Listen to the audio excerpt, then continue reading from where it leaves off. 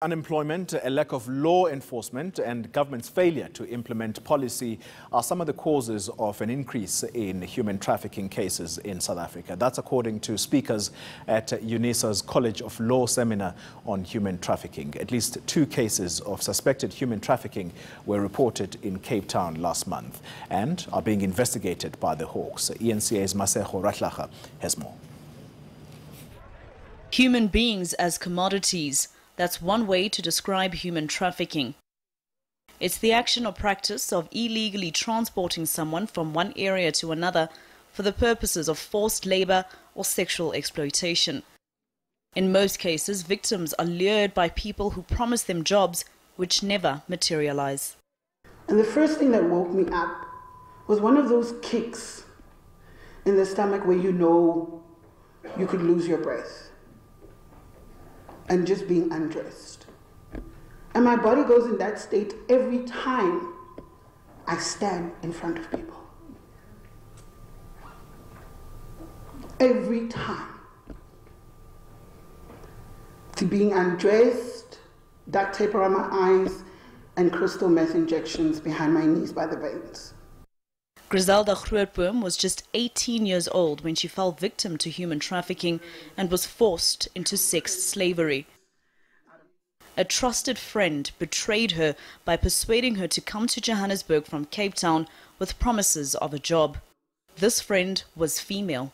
It was women in the middle of the whole modern day slavery crime thing of sex trafficking and prostitution. And the women are the recruiters, the women are the groomers, the women are the ones that tells you what and where and how.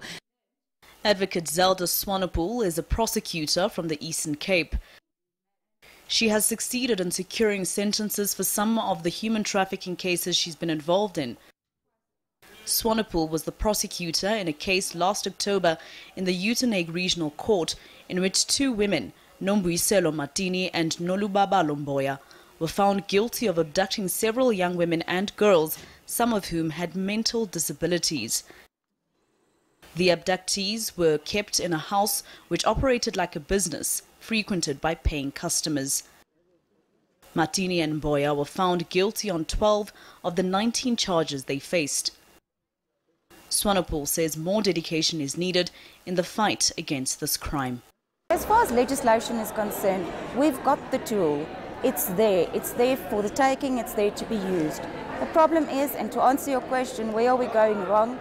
Unfortunately, we need dedicated capacity. UNISA police practice researcher Marcel van der Walt has worked with the police before and was a Hawks investigator. Human trafficking is well documented to be one of the most complex cases to investigate. It's laborious, it's time consuming, it's expensive investigations, and it often spans multiple geographical locations, not just provinces or in a country, just transnationally.